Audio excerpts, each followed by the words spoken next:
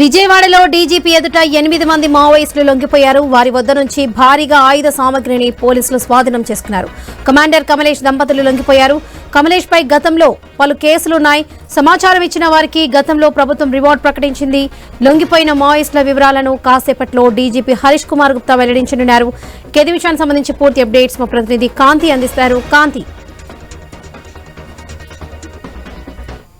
లొంగిపోయారు. Maoist పార్టీలో సుమారు 34 సంవత్సరాలుగా పనిచేసిన సీనియర్ మావోయిస్టులు దొరికి నాగరాజు, కమలేష్ గా ఆయనను పిలుస్తూ ఉంటారు. స్వస్థలం పోరంకి, పెనంలూరు మండలం. అయితే ఆయన భార్య, ఇద్దరు కూడా మావోయిస్టులుగా ఉన్నారు. వీరిద్దరిని కూడా ఆంధ్రప్రదేశ్ డీజీపీ హరీష్ కుమార్ గుప్తా ఐపీఎస్ ముందు లొంగిపోవడం జరిగింది. ప్రస్తుతం తూర్పు బస్తర్ డివిజనల్ కమిటీ ఇన్ఛార్జిగా పనిచేస్తూ దండకారణ్య స్పెషల్ జోనల్ కమిటీలో ఉన్నటువంటి హోదాలో ఉన్నారు. మావోయిస్టు పార్టీ వైఫల్యాలు మరియు కేంద్ర కమిటీ విధానాలపై విసుగు చెంది ఈ సిద్ధాంతానికి ఇక చలామణి అవ్వదని గ్రహించి లొంగిపోయినట్లుగా వారు తెలిపినట్లుగా తెలుస్తా ఉంది. ఇక అదే విధంగా పార్టీకి సంబంధించినటువంటి వైఫల్యాల పట్ల నిరాశ చెందినట్లుగా కూడా తెలుస్తా ఉంది. గతంలో కమలేష్ పైన ఆంధ్రప్రదేశ్ లో 20 లక్షల రూపాయల రివార్డు, అలాగే అరుణ పైన 5 లక్షల రూపాయల రివార్డు ఉన్నాయి.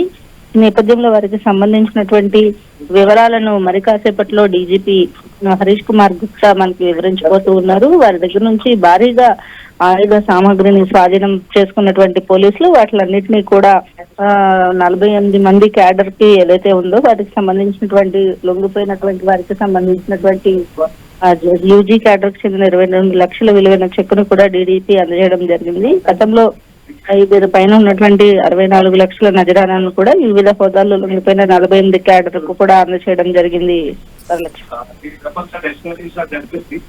Right Kanthi, thank you.